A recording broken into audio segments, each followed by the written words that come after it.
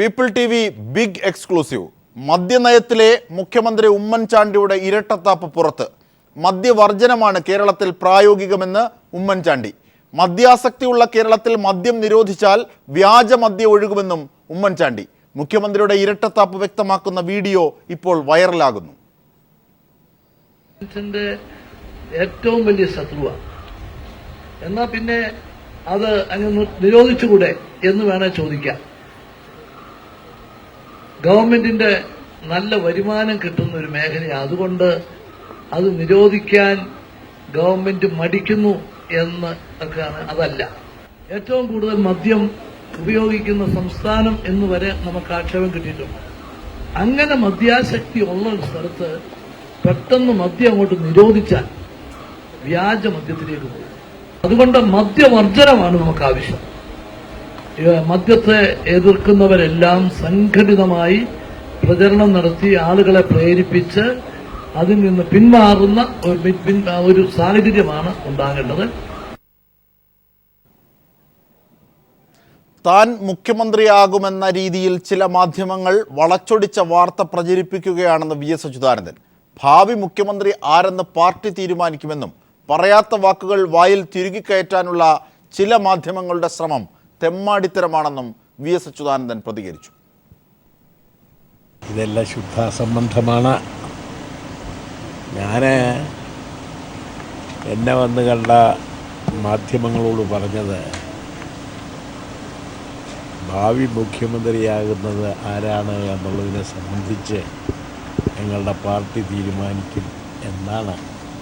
അതിന് വിരുദ്ധമായിട്ടുള്ള നിലയിലാണല്ലോ ഇപ്പം നിങ്ങൾ ഞാൻ പറഞ്ഞത് എൻ്റെ വായിലേക്ക് തന്നെ തിരിച്ച് തള്ളിക്കൊണ്ടുള്ള മാധ്യമപ്രവർത്തകരെന്ന് പറയുന്നത് നിങ്ങളുടെ കൂട്ടുകാർ കാണിച്ചുകൊണ്ടിരിക്കുന്ന തെമ്മാടിത്തരം, അത് തെമ്മാടിത്തരമായിട്ട് തന്നെ നിങ്ങൾ മനസ്സിലാക്കണം. ഉമ്മൻചാണ്ടിയുടെ ഫേസ്ബുക്ക് പോസ്റ്റിന് VS അച്യുതാനന്ദന്റെ ചുട്ട മറുപടി.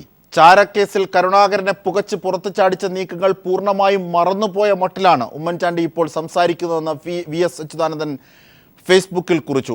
ലാവ്ലിൻ കേസിൽ വിചാരണ കോടതിയുടെ വിധിക്കെതിരെ മറ്റൊരു മേൽക്കോടതി വിധി വരുന്നത് വരെ തൻ്റെ നിലപാടിലും മാറ്റമില്ലെന്ന് VS അച്യുതാനന്ദൻ ചൂണ്ടിക്കാട്ടി. പാർട്ടിയുടെയും മുന്നണിയുടെയും സീനിയർ നേതാവായ പിണറായി വിജയനെതിരെ പ്രസംഗിച്ച് ധർമ്മടത്ത് അദ്ദേഹത്തെ തോൽപ്പിക്കാൻ ഉമ്മൻചാണ്ടി വേറെ ആളെ അന്വേഷിക്കണമെന്ന് VS അച്യുതാനന്ദൻ പരിഹസിച്ചു. TP ചന്ദ്രശേഖരൻ വധം അങ്ങേയറ്റം അപലപനീയമാണെങ്കിലും RMPയെ ഉപയോഗിച്ച് UDF നടത്തുന്ന രാഷ്ട്രീയ കച്ചവടത്തിന് കൂട്ടുനിൽക്കാൻ തന്നെ കിട്ടില്ലെന്നും VS അച്യുതാനന്ദൻ പറഞ്ഞു. ബാലകൃഷ്ണപിള്ളയുടെ പാർട്ടി ഇടതുപക്ഷ ജനാധിപത്യ മുന്നണിയിൽ അംഗമല്ലെന്നും ആ നില തുടരുകയും ചെയ്യുമെന്നും VS വ്യക്തമാക്കി.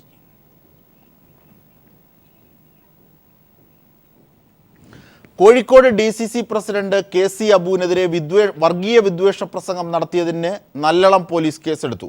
ഇന്ത്യൻ ജനപ്രാതിനിധ്യ നിയമത്തിലെ സെക്ഷൻ 125 അനുസരിച്ച് മതസാമുദായിക സ്പർദ്ധയും വർഗീയ ധ്രുവീകരണവും സൃഷ്ടിക്കുന്ന പ്രസംഗം നടത്തിയെന്നാണ് കേസ്. ബേപ്പൂർ മണ്ഡലം UDF സ്ഥാനാർത്ഥി ആദം മുൽസിയുടെ തെരഞ്ഞെടുപ്പ് കൺവെൻഷനിൽ വിദ്വേഷ പ്രസംഗം നടത്തിയെന്ന് കാണിച്ച് BJP സ്ഥാനാർത്ഥി നൽകിയ പരാതിയിലാണ് Nallalam SI Riyas Chagiri case register ചെയ്തത്. വിവാദ സന്യാസി സന്തോഷ് മാധവന് ഭൂമി അനുവദിച്ചതിന് പിന്നിൽ വ്യവസായ വകുപ്പാണെന്ന് വ്യക്തമാക്കുന്ന മന്ത്രിസഭാ കുറിപ്പ് പുറത്ത്. 127 ഏക്കർ ഭൂമിക്ക് ഭൂപരിധി ഇളവ് നൽകണമെന്ന് വ്യവസായ വകുപ്പ് മന്ത്രിസഭാ യോഗത്തിൽ ആവശ്യപ്പെട്ടു. പിന്നീട് തീരുമാനം വിവാദമായപ്പോൾ പിൻവലിക്കുകയായിരുന്നു. തെരഞ്ഞെടുപ്പ് പ്രഖ്യാപനത്തിന് തൊട്ടു മുൻപ് ഫെബ്രുവരി 25 ചേർന്ന മന്ത്രിസഭാ യോഗത്തിൽ വ്യവസായ വകുപ്പ് വച്ച കുറിപ്പാണ് പുറത്തു വന്നത്. സന്തോഷ് മാധവൻ ഇടനിലക്കാരനായ കൃഷി പ്രോപ്പർട്ടീസ് ഡെവലപ്മെന്റ് പ്രൈവറ്റ് ലിമിറ്റഡിന് ഭൂപരിഷ്കരണ നിയമത്തിൽ ഇളവ് നൽകണമെന്നാണ് കുറിപ്പിലെ ആവശ്യം. സ്വകാര്യ മേഖലയിൽ IT പാർക്ക് സ്ഥാപിക്കാൻ ഭൂപരിഷ്കരണ നിയമത്തിൽ ഇളവ് അനുവദിക്കണമെന്ന വ്യവസായ വകുപ്പിന്റെ ആവശ്യം മന്ത്രിസഭ അതേപടി അംഗീകരിക്കുകയായിരുന്നു. വൈക്കത്തെ സമൃദ്ധി പ്രൊജക്ടിന് IT പാർക്ക് സ്ഥാപിക്കാൻ ഭൂപരിധി ഇളവ് നൽകിയിട്ടുണ്ട്. സമാനമായ രീതിയിൽ കൃഷി പ്രോപ്പർട്ടീസ് പ്രൈവറ്റ് ലിമിറ്റഡിന് ഇളവ് അനുവദിക്കണമെന്നും വ്യവസായ വകുപ്പിന്റെ കുറിപ്പിൽ പറയുന്നു. ആവശ്യം മന്ത്രിസഭ അംഗീകരിച്ചതോടെ എറണാകുളം ജില്ലയിലെ പുത്തൻവേലിക്കരയിൽ 95.44 ഏക്കറും കൊടുങ്ങല്ലൂരിൽ 32.41 ഏക്കറും അനുവദിച്ച് മാർച്ച് 2 സർക്കാർ ഉത്തരവിറങ്ങി. 127 ഏക്കർ നെൽവയൽ നികത്തുന്നതിന് സന്തോഷ് മാധവന് നൽകിയ അനുമതി വിവാദമായതോടെ ഉത്തരവ് പിൻവലിക്കുകയായിരുന്നു. News bureau, Thiruvananthapuram.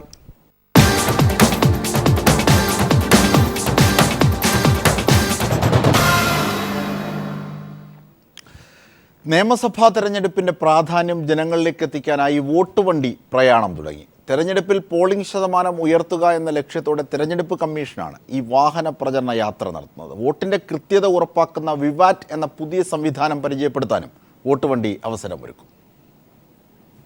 വോട്ടർമാരെ ബോധവൽക്കരിച്ച നിയമസഭാ തെരഞ്ഞെടുപ്പിൽ പോളിംഗ് ശതമാനം ഉയർത്തുക എന്ന ലക്ഷ്യത്തോടെയാണ് വോട്ട് വണ്ടി പ്രയാണം തുടങ്ങിയത്. തെരഞ്ഞെടുപ്പിൽ വോട്ട് ചെയ്യേണ്ട രീതിയോടൊപ്പം ജനാധിപത്യ അവകാശങ്ങളെപ്പറ്റിയും ബോധവൽക്കരിക്കുന്ന ചിത്രപ്രദർശനമാണ് വോട്ട് വണ്ടിയിൽ സജ്ജീകരിച്ചിരിക്കുന്നത്. ഇലക്ട്രോണിക് വോട്ടിംഗ് യന്ത്രത്തിൽ വോട്ട് ചെയ്യുന്നതിനായുള്ള പരിശീലന സൗകര്യവും വോട്ട് വണ്ടിയിലുണ്ട്.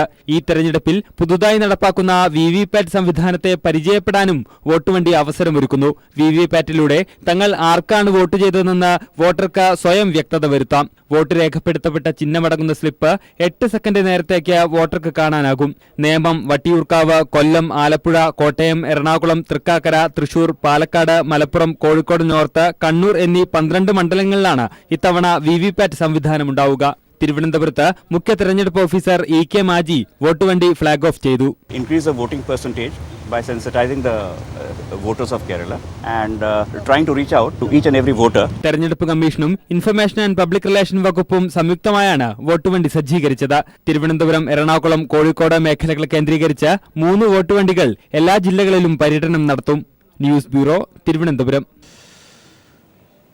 നിയമസഭാ തെരഞ്ഞെടുപ്പിൽ തന്റെ ആത്മാർത്ഥ സുഹൃത്തിന്റെ വിജയം ഉറപ്പിക്കാനായി മണ്ഡലത്തിൽ വോട്ടഭ്യർത്ഥിച്ച് ഡബ്ബിംഗ് ആർട്ടിസ്റ്റ് ഭാഗ്യലക്ഷ്മി. തിരുവനന്തപുരം വട്ടിയൂർക്കാവ് മണ്ഡലത്തിലെ ഇടതുപക്ഷ ജനാധിപത്യ മുന്നണി സ്ഥാനാർത്ഥി TN സീമയുടെ തെരഞ്ഞെടുപ്പ് പ്രചരണത്തിനാണ് ഡബ്ബിംഗ് ആർട്ടിസ്റ്റും ടെലിവിഷൻ അവതാരകയുമായ ഭാഗ്യലക്ഷ്മി വോട്ടർമാർക്ക് മുന്നിലെത്തിയത്. തിരുവനന്തപുരം വട്ടിയൂർക്കാവ് മണ്ഡലത്തിലെ LDF സ്ഥാനാർത്ഥി TN സീമയ്ക്ക് നിങ്ങളുടെ വിലയേറിയ ഓരോ വോട്ടും നൽകുക, വിജയിപ്പിക്കുക. ഈ അഭ്യർത്ഥന നടത്തുന്നത് മറ്റാരുമല്ല, ഡബ്ബിംഗ് ആർട്ടിസ്റ്റും ടെലിവിഷൻ അവതാരകയുമായ ഭാഗ്യലക്ഷ്മി. ഇങ്ങനെ വോട്ടഭ്യർത്ഥന നടത്തുന്നതാകട്ടെ തന്റെ പ്രിയ സുഹൃത്തിനു വേണ്ടിയും. വ്യക്തമായ രാഷ്ട്രീയ നിലപാടുകളുള്ള താൻ ആദ്യമായാണ് രാഷ്ട്രീയ പ്രചരണത്തിന് ഇറങ്ങുന്നതെന്നും അത് പ്രിയ സുഹൃത്ത് TN സീമയ്ക്ക് വേണ്ടിയായതിനാൽ ഏറെ സന്തോഷമുണ്ടെന്നും ഭാഗ്യലക്ഷ്മി പറഞ്ഞു. ചില സാങ്കേതിക പിഴവ് സംഭവിച്ചാൽ ക്ഷമിക്കുക, ആ വാർത്തയിലേക്ക് പിന്നീടെത്താം. ആവേശവും ആശ്വാസവുമായി പ്രതിപക്ഷ നേതാവ് VS അച്യുതാനന്ദൻ്റെ വയനാട്ടിലെ തെരഞ്ഞെടുപ്പ് പ്രചരണ പര്യടനം. വയനാട്ടിലെ 3 മണ്ഡലങ്ങളിലെയും LDF സ്ഥാനാർത്ഥികളുടെ തെരഞ്ഞെടുപ്പ് യോഗങ്ങളിൽ പങ്കെടുത്ത് സംസാരിച്ച അദ്ദേഹം വരൾച്ച മൂലം കെടുതി അനുഭവിക്കുന്ന പുൽപ്പള്ളിയിലെ മുള്ളൻകൊല്ലി പ്രദേശങ്ങളും സന്ദർശിച്ചു. കണ്ണൂരിൽ നിന്ന് വയനാട്ടിലെത്തിയ VSന്റെ ആദ്യ പൊതുപരിപാടി മാനന്തവാടിയിലെ LDF സ്ഥാനാർത്ഥി OR കേളുവിന്റെ തെരഞ്ഞെടുപ്പ് പ്രചരണ യോഗമായിരുന്നു. ഉമ്മൻചാണ്ടി സർക്കാരിന്റെ ആദിവാസി കർഷക വിരുദ്ധ നിലപാടുകളെ കടന്നാക്രമിച്ച അദ്ദേഹം മാനന്തവാടിയുടെ വികസന കാര്യങ്ങളിൽ നിലനിൽക്കുന്ന പിന്നോക്കാവസ്ഥകളും ചൂണ്ടിക്കാട്ടി. ഭൂമിക്കായി മാറ്റിവെച്ചിരുന്നു ഉമ്മൻചാണ്ടി ഗവൺമെന്റ്, അതിൽ ഒരു നയാ പൈസ പോലും ചിലവാക്കാതെ ലാഭമാക്കി കളയുകയാണ് ചെയ്തത്. 4:30 മണിയോടുകൂടിയാണ് കഠിനമായ വരൾച്ച മൂലം ദുരിതമനുഭവിക്കുന്ന മുള്ളൻകൊല്ലി പ്രദേശങ്ങൾ അദ്ദേഹം സന്ദർശിച്ചത്. 100 കണക്കിന് ആളുകളാണ് VSനെ കാണാൻ ഇവിടെയെല്ലാം തടിച്ചുകൂടിയത്. വരൾച്ച കെടുതിക്കുള്ള പരിഹാരത്തിനായി ശക്തമായ സമ്മർദ്ദമുയർത്തുമെന്ന് അദ്ദേഹം നാട്ടുകാരോട് പറഞ്ഞു.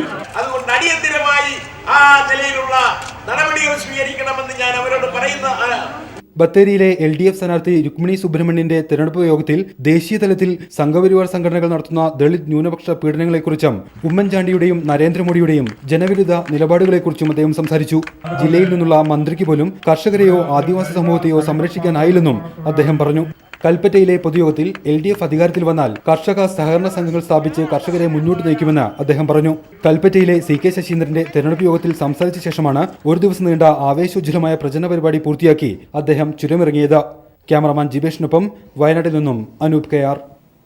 വാർത്തകളിലേക്ക്. നിയമസഭാ തെരഞ്ഞെടുപ്പിൽ തന്റെ ആത്മാർത്ഥ സുഹൃത്തിന്റെ വിജയം ഉറപ്പിക്കാനായി മണ്ഡലത്തിൽ വോട്ടഭ്യർത്ഥിച്ച് ഡബ്ബിംഗ് ആർട്ടിസ്റ്റ് കൂടിയായ ഭാഗ്യലക്ഷ്മി. തിരുവനന്തപുരം വട്ടിയൂർക്കാവ് മണ്ഡലത്തിലെ ഇടതുപക്ഷ ജനാധിപത്യ മുന്നണി സ്ഥാനാർത്ഥി TN സീമയുടെ തെരഞ്ഞെടുപ്പ് പ്രചരണത്തിനാണ് ഭാഗ്യലക്ഷ്മി ഇറങ്ങിയത്. തിരുവനന്തപുരം വട്ടിയൂർക്കാവ് മണ്ഡലത്തിലെ LDF സ്ഥാനാർത്ഥി TN സീമയ്ക്ക് നിങ്ങളുടെ വിലയേറിയ ഓരോ വോട്ടും നൽകുക, വിജയിപ്പിക്കുക. ഈ അഭ്യർത്ഥന നടത്തുന്നത് മറ്റാരുമല്ല, ഡബ്ബിംഗ് ആർട്ടിസ്റ്റും ടെലിവിഷൻ അവതാരകയുമായ ഭാഗ്യലക്ഷ്മി. ഇങ്ങനെ വോട്ടഭ്യർത്ഥന നടത്തുന്നതാകട്ടെ തന്റെ പ്രിയ സുഹൃത്തിനു വേണ്ടിയും. വ്യക്തമായ രാഷ്ട്രീയ നിലപാടുകളുള്ള താൻ ആദ്യമായാണ് രാഷ്ട്രീയ പ്രചരണത്തിന് ഇറങ്ങുന്നതെന്നും അത് പ്രിയ സുഹൃത്ത് TN സീമയ്ക്ക് വേണ്ടിയായതിനാൽ ഏറെ സന്തോഷമുണ്ടെന്നും ഭാഗ്യലക്ഷ്മി പറഞ്ഞു. രാഷ്ട്രീയ പ്രവർത്തനം സാധാരണഗതിയിൽ എനിക്ക് ഇല്ലായിരുന്നു. പക്ഷേ വ്യക്തമായ നിലപാടുകളുണ്ട് ഏത് പാർട്ടിയെയാണ് സപ്പോർട്ട് ചെയ്യേണ്ടത് എന്ന്. ആദ്യമായിട്ട് ഇറങ്ങുന്നത് തന്നെ എൻ്റെ ഏറ്റവും അടുത്ത സുഹൃത്തായ TN സീമയ്ക്ക് വേണ്ടി. അത് സുഹൃത്ത് എന്നതിലുപരി നല്ലൊരു രാഷ്ട്രീയ നേതാവായിരിക്കും. തീർച്ചയായിട്ടും യാതൊരുവിധ അഴിമതി ആരോപണങ്ങളൊന്നും ഇതുവരെ കേട്ടിട്ടില്ലാത്തൊരു വ്യക്തി ആയതുകൊണ്ട് തന്നെ സപ്പോർട്ട് ചെയ്യേണ്ടത്, അല്ലെങ്കിൽ അവർ ഒരു സ്ഥാനത്തേക്ക് വരിക എന്നുള്ളത് നമ്മളെപ്പോലുള്ള ജനങ്ങളുടെയും പ്രത്യേകിച്ച് സ്ത്രീകളുടെയൊക്കെ ഒരു ആവശ്യമാണ്. പ്രചരണത്തിൽ ഭാഗ്യലക്ഷ്മി എത്തിയതിലുള്ള സന്തോഷം LDF സ്ഥാനാർത്ഥി TN സീമയും പങ്കുവച്ചു.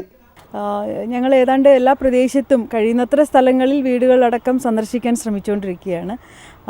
എൻ്റെ സുഹൃത്ത് ഭാഗ്യലക്ഷ്മി ഈ പ്രചരണത്തിൽ പങ്കാളിയാകാൻ വരാം, വലിയ തിരക്കുള്ള ഇതിനിടയിലും വരാമെന്ന് പറഞ്ഞത് വളരെ സന്തോഷം നൽകിയിട്ടുണ്ട്. അത്തരത്തിൽ സുഹൃത്തുക്കളുടെയും അഭ്യുതകാംക്ഷികളുടെയും ഒക്കെ തന്നെ വലിയ പിന്തുണ കിട്ടുന്നുണ്ട്. അത്തരത്തിൽ കഴിയുന്നത്രയും ഇടങ്ങളിൽ തന്റെ സുഹൃത്തിനു വേണ്ടി വോട്ടഭ്യർത്ഥന നടത്തിയാകും ഭാഗ്യലക്ഷ്മി മടങ്ങുക. Sunil Arimanoor, news bureau, Thiruvananthapuram. കോന്നി പെൺകുട്ടികളുടെ ദുരൂഹ മരണത്തെക്കുറിച്ചുള്ള അന്വേഷണം പോലീസ് അവസാനിപ്പിക്കുന്നു. +2 പരീക്ഷയിൽ തോൽക്കുമെന്ന ഭയത്താൽ പെൺകുട്ടികൾ ആത്മഹത്യ ചെയ്യുകയായിരുന്നു എന്ന അന്തിമ അന്വേഷണ റിപ്പോർട്ട് ഉടൻ കോടതിയിൽ സമർപ്പിക്കും. അതേസമയം CBI കേസ് അന്വേഷിച്ചാൽ മാത്രമേ സത്യം പുറത്തുവരൂ എന്ന പഴയ നിലപാടിൽ ഉറച്ചു നിൽക്കുകയാണ് കുട്ടിയുടെ ബന്ധുക്കൾ.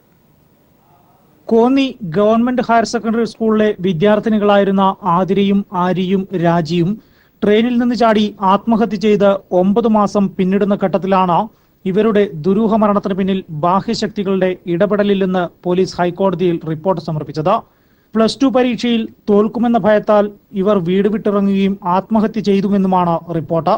ആത്മഹത്യാ സൂചന നൽകുന്ന വാട്സപ്പ്, ഫേസ്ബുക്ക് സന്ദേശങ്ങളും ഇതിന് തെളിവായി പോലീസ് കോടതിയിൽ സമർപ്പിച്ചിട്ടുണ്ട്. CBI അന്വേഷണം ആവശ്യപ്പെട്ട പെൺകുട്ടികളുടെ ബന്ധുക്കൾ സമർപ്പിച്ച ഹർജി പരിഗണിച്ച കോടതി കേസിന്റെ അന്തിമ അന്വേഷണ റിപ്പോർട്ട് ഉടൻ സമർപ്പിക്കാൻ പോലീസിന് നിർദ്ദേശം നൽകിയിരുന്നു. അതേസമയം CBI കേസ് ഏറ്റെടുത്താൽ മാത്രമേ യഥാർത്ഥ മരണകാരണം പുറത്തുവരൂവെന്ന നിലപാടിൽ ഉറച്ചു നിൽക്കുകയാണ് പെൺകുട്ടികളുടെ ബന്ധുക്കൾ. നമുക്ക് പോലീസ് അന്വേഷണം, അതായത് കോടതിയിൽ നിന്ന് കിട്ടിയ പേപ്പറുകൾ അനുസരിച്ച് പോലീസ് അന്വേഷണം കുട്ടികൾ ആത്മഹത്യ ചെയ്തു എന്ന് വരുത്തി തീർക്കുന്ന രീതിയിലുള്ളതാണ്. അത് നമുക്കത്ര സ്വീകാര്യമല്ല. നമുക്ക് CBI അന്വേഷണം അല്ലെങ്കിൽ അതിൻ്റെ മേളിലോട്ടുള്ള ഏതെങ്കിലും കോടതി സമീപിക്കുക, അല്ലെങ്കിൽ അങ്ങനെയുള്ള കാര്യങ്ങളിലേക്ക് നീങ്ങാനാണ് നമ്മുടെ പ്ലാൻ. അന്വേഷണ റിപ്പോർട്ട് ആത്മഹത്യയാണെന്ന് കാണിച്ച് പോലീസ് ഹൈക്കോടതിയിൽ റിപ്പോർട്ട് സമർപ്പിക്കുമ്പോഴും ചില ചോദ്യങ്ങൾ ഉത്തരം കിട്ടാതെ അലയുന്നുണ്ട്. പരീക്ഷയിൽ തോൽക്കുമെന്ന ഭയത്താൽ ആത്മഹത്യ ചെയ്തെന്ന് പോലീസ് പറയുന്ന പെൺകുട്ടികൾ വീട് വിട്ടിറങ്ങി 3 ദിവസം എന്തിന് കാത്തിരുന്നു എന്നത് ഒന്നാമത്തെ ചോദ്യമാണ്. എന്തിനാണ് 2 തവണ ഇവർ ബാംഗ്ലൂരിൽ പോയത് എന്ന് രണ്ടാമത്തെ ചോദ്യം. ഇത്തരത്തിൽ നിരവധി ചോദ്യങ്ങളാണ് ഇവിടെ ഉത്തരം കിട്ടാതെ അവശേഷിക്കുന്നത്. News bureau, Pathanamthitta. വാർത്തകളിലേക്ക്. വെള്ളാപ്പള്ളി നടേശനെതിരായ മൈക്രോ ഫിനാൻസ് തട്ടിപ്പ് കേസിൽ വിജിലൻസ് ഇന്നും റിപ്പോർട്ട് സമർപ്പിച്ചില്ല. റിപ്പോർട്ട് സമർപ്പിക്കാൻ തിരുവനന്തപുരം വിജിലൻസ് പ്രത്യേക കോടതിയോട് വിജിലൻസ് 2 മാസത്തെ സമയം ചോദിച്ചെങ്കിലും 1 മാസത്തെ സമയം മാത്രമേ അനുവദിക്കാനാകൂ എന്ന് കോടതി വ്യക്തമാക്കി. മെയ് 31 മുമ്പായി റിപ്പോർട്ട് സമർപ്പിക്കണമെന്നും കോടതി ഉത്തരവിട്ടു.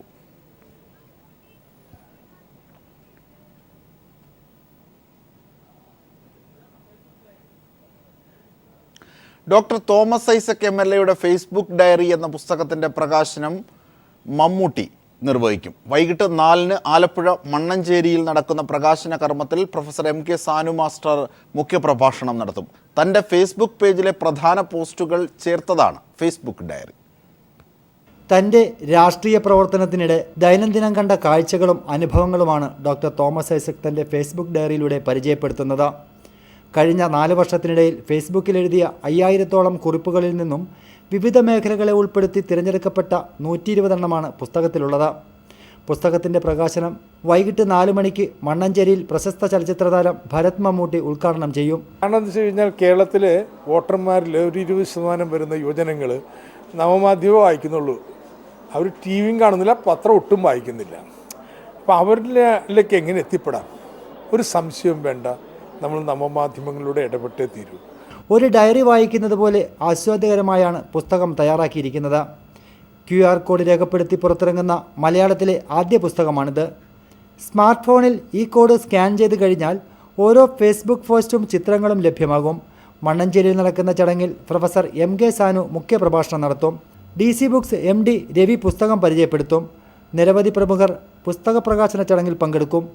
News bureau, Alappuzha. RSS ആക്രമണത്തിൽ കൊല്ലപ്പെട്ട ഡിവൈഎഫ്ഐ നേതാവ് ഭാസ്കര കുമ്പളയ്ക്ക് ആയിരങ്ങളുടെ സ്മരണാഞ്ജലി. ഭാസ്കര കുമ്പളയുടെ 19ാം രക്തസാക്ഷിത്വ വാർഷിക ദിനം കാസർഗോഡ് കുമ്പളയിൽ വിവിധ പരിപാടികളോടെ ആചരിച്ചു. യുവജന പരേഡ്, പ്രകടനം, പൊതുസമ്മേളനം എന്നിവ ദിനാചരണത്തിന്റെ ഭാഗമായി നടന്നു. CPIM ജില്ലാ സെക്രട്ടറി KP സതീഷ് ചന്ദ്രൻ പൊതുസമ്മേളനം ഉദ്ഘാടനം ചെയ്തു. ഡിവൈഎഫ്ഐ കാസർഗോഡ് ജില്ലാ കമ്മിറ്റിയാണ് അനുസ്മരണ സമ്മേളനം സംഘടിപ്പിച്ചത്.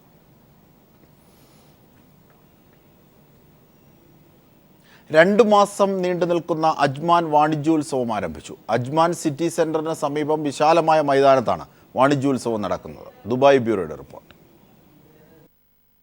വീട്ടുപകരണങ്ങളുടെയും ഇലക്ട്രോണിക് ഉൽപ്പന്നങ്ങളുടെയും വിപുലമായ ശേഖരമൊരുക്കിയാണ് അജ്മാൻ വാണിജ്യോത്സവം.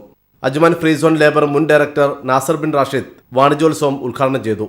ഇലക്ട്രോണിക്സ്, വീട്ടുപകരണങ്ങൾ, കോസ്മെറ്റിക്സ് തുടങ്ങിയവർക്ക് 25 മുതൽ 75% വരെ വിലക്കിഴിവ് നൽകുമെന്ന് സംഘാടകരായ Zara house holding trading manager Jamshi Guruvayur അറിയിച്ചു.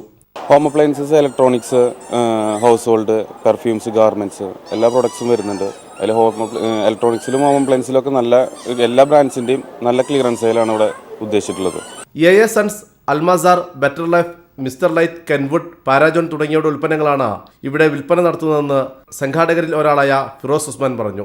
ഉപഭോക്താക്കളെ ആകർഷിക്കാൻ തൊട്ടിലാട്ടം, നിരവധി റൈഡിംഗ് തുടങ്ങിയവയും ഇവിടെ ഏർപ്പെടുത്തിയിട്ടുണ്ട്. ആദ്യമായാണ് അജ്മാനിൽ ഇത്തരമൊരു വാണിജ്യോത്സവം സംഘടിപ്പിക്കുന്നതെന്നും അധികൃതർ അറിയിച്ചു. വാണിജ്യോത്സവം 2 മാസം നീണ്ടു നിൽക്കും. News bureau, Dubai. കഴിഞ്ഞ 2 വർഷമായി മത്സ്യകൃഷി രംഗത്ത് സജീവമാണ് പത്തനംതിട്ട ജില്ലയിലെ കുമ്പഴ സ്വദേശി സാബു. നല്ല ആദായം ലഭിക്കുന്ന കൃഷി എന്നത് മാത്രമല്ല, മീനുകളോടുള്ള താല്പര്യം കൂടിയാണ് സാബുവിനെ മത്സ്യകൃഷിയിലേക്ക് എത്തിച്ചത്. വിവിധ കൃഷിരീതികൾ പരീക്ഷിച്ച ശേഷമാണ് സാബു മത്സ്യകൃഷി രംഗത്തേക്ക് കടന്നു വരുന്നത്. വിവിധ സ്ഥലങ്ങളിൽ ചെന്ന് കൃഷിരീതി പഠിച്ചാണ് ഇതിലേക്ക് വന്നതും. കുമ്പഴക്കടുത്തുള്ള പാറമട വാടകയ്ക്കെടുത്താണ് മത്സ്യകൃഷി നടത്തുന്നത്. പഞ്ചായത്ത് നൽകിയ 6000-ഓളം മത്സ്യക്കുഞ്ഞുങ്ങളെയും സ്വന്തമായി വാങ്ങിയ മത്സ്യക്കുഞ്ഞുങ്ങളെയും ഉപയോഗിച്ചായിരുന്നു കൃഷിയുടെ തുടക്കം. നല്ല ആദായം ഇതുവഴി ലഭിക്കുന്നുണ്ടെന്നാണ് സാബു പറയുന്നത്. ഈ സിലോപ്പിയൊക്കെ 3 കിലോ വരെ ഒരു വർഷം കൊണ്ടാകുന്നത്. ഇപ്പോൾ ഏകദേശം ഒരു 8 മാസമൊക്കെ ആയിട്ടുണ്ട്. ഇനി ഒരു 8 മാസം കഴിയുമ്പോഴത്തേക്ക് നമുക്കിത് വിളവെടുക്കാം.